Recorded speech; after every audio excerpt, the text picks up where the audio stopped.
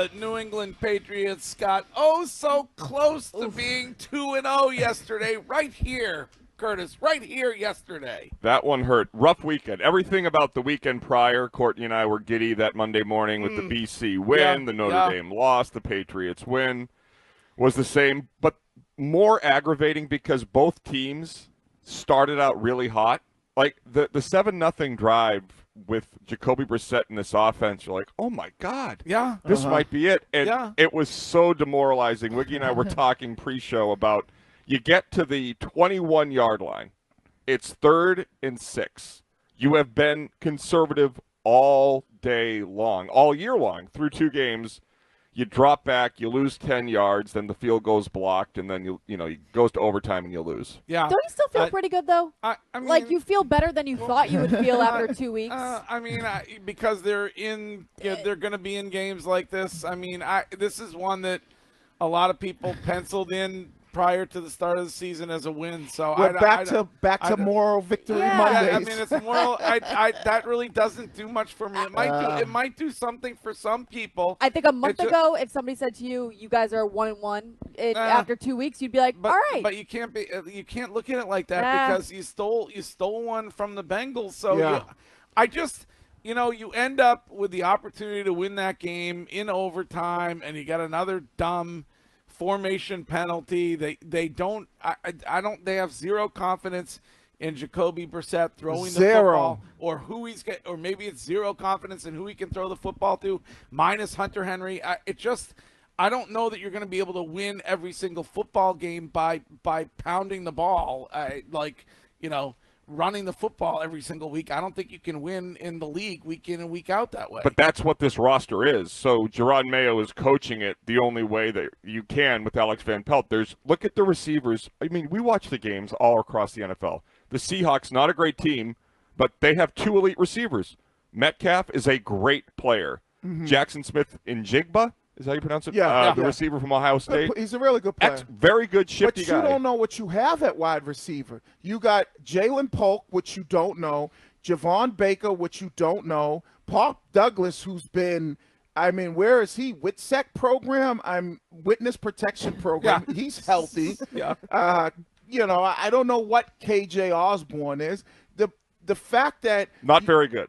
But we don't know because you're limited to what your – team is with your quarterback. You don't push the ball downfield. I know we'll probably get into it, Mayo talking about it, but there's no deep in routes. There's no deep crosses. There's no deep comebacks. Everything is, 5-yard turnaround, stick route to Hunter Henry or quick screen or something like that. The screens were awful yesterday. It's you don't know what you have when it comes to receivers because you don't give them an opportunity to see if they can make plays. Well, but are they not? Is Alex Van Pelt not giving them the opportunity because he has no confidence in Jacoby Brissett throwing the football? Or I would say yes. Or he has no confidence in those wide receivers, or that's his version of the West Coast offense that he brought, and that's the plan, and he's gonna stick with it. Well, that's the game plan that Gerard Mayo told us that it was going to be last week. He said, we're gonna run the football. That's what we're gonna do. And we brought up Ramondre Stevenson, and can you rely on him over and over again? And we saw Gibson step up. But then he went on to say that once their opponent had figured that out, they had other things that were, they were going to launch. They don't have anything else to launch. But all things being equal, if they make that field goal, then they win the game and they're 2-0. I mean, it's the you can't go back and do that. But what I'm saying here is like all the things we were worried about this season from training camp haven't manifested themselves. No, they're not.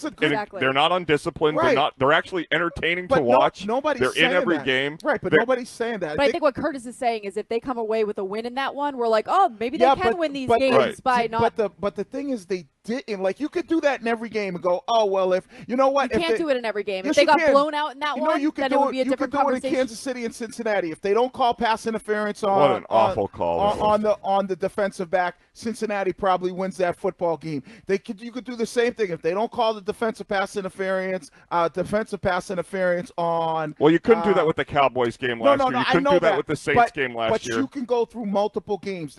When we look at this game and you start to say, this team, can they win football games? Yes, we know they can run the football. We know they can play great defense and they can get after it.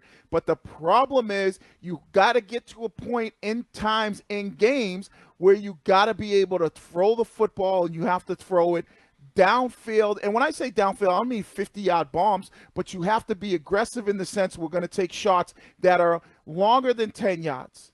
They just can't do that, and I think it's because they don't have the confidence in the quarterback to do that, because all the receivers are new and young, but they're out there playing. Yeah. No, that's what it seems like, and we'll get to talk to Gerard Mayo about that and everything else here this morning on a Patriots Monday. Gerard Mayo will join us at 9 as the Patriots go to 1-1, and it's a short week, so you're back at it on Thursday night with the New York Jets, and they ended up winning a football game yesterday. So Aaron Rodgers engineers a drive end of that game to win the football game. Yeah, I would say Aaron Rodgers should take a page from another New York great, Derek Jeter, and send a gift basket to Will Levis. Yeah, well, yeah, he got some help. But that's a game where you get the right help, and then your quarterback makes plays. I know Rodgers didn't throw for 300 yards, but he threw 2 touchdowns. You're going to be in a position. What's this look like? Great defense, run the football, can't really throw the football further than 10 yards. What's this look like? The Brockton Boxers. No. Oh, too soon. This looks like Mac Jones and the Patriots. Oh, we look much different than we did with Mac Jones. No. What were our complaints last year? When the games were close, the complaints were the inability to throw the football. Well, he was throwing the ball. He was just throwing it away. Yes. But nobody was saying this saying, yesterday, the though, mistakes Wiggy. What do you mean? Nobody in the fourth quarter of yesterday's game was harumphing about the inability to throw the ball. Because you had an opportunity to win the game. Right. That's what I'm. But the Mac lost. games, Mac was gyrating on the field, No. pouting, I'm not complaining. talking about his gyration. I'm just talking about when we complained last year as a team. We always says, "Hey, we can run the football, we can play good defense, but we struggle in the passing game." We weren't even in those games, though. Last year with Mac Jones, it was a completely different situation at quarterback. Like, I looked at that yesterday. I don't put the entire loss on Jacoby Brissett. Like, I think Jacoby Brissett handled himself, didn't make mistakes.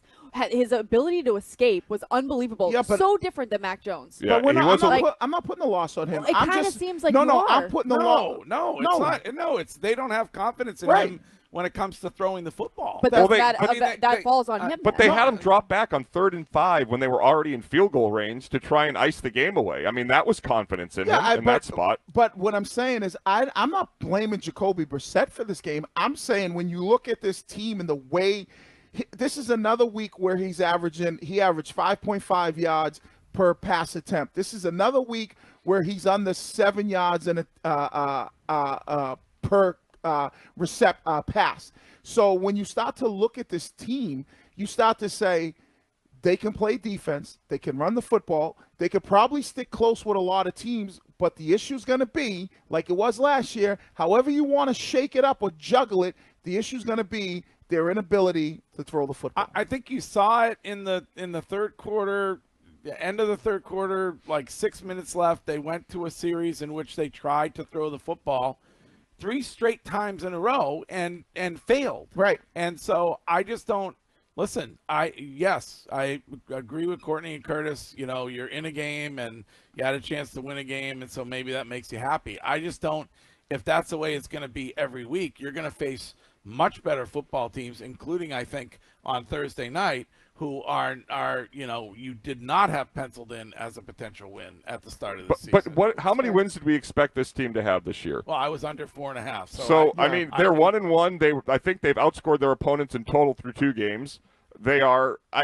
I don't think they're going to be favored to win Thursday night, and they shouldn't be, but I would not be shocked at all if the Patriots have the ball in the fourth quarter with a chance to win the game. Yeah. And this is the ground floor of a rebuild. The offense is the 32nd ranked when it comes to weaponry. The offensive line, the players that we thought would be great are hurting them the most. Onwenu was awful yesterday. I mean, I don't understand how that happened, but I think Thursday night it's going to be a close game, 1 possession, and then maybe Week 5 you see Drake May. Yeah, I think you're trending towards seeing Drake May sooner rather than later, just because of the way I think things are shaking out. Curtis, you're right, where you'll be, and that's why I think you'll always this team is good enough to keep you around games because of their defense and your ability to run the football. So you'll always be within striking distance. The question is, when you are within striking distance, can Jacoby Brissett make those plays throwing the football further than 10 yards that you're going to need? Well, we are at Gillette Stadium. It is a Patriots Monday after a loss for the New England Patriots, and we'll talk about that with you all morning long. We will also talk about it with Boomer Esiason coming up at 8 on this morning's show. And then, as I mentioned earlier, the head coach of the New England Patriots, Gerard Mayo, will be on this show at 9. Why is that so hard for people? I don't know. It's driving me crazy. It was Boomer did it last week, and then during that entire game yesterday, those guys were saying Gerard over and over and over again. It's Gerard. It's not Gerard. Maybe national media thinks we're all saying Gerard with a New England accent. Maybe. Gerard. Maybe that's what it is. I don't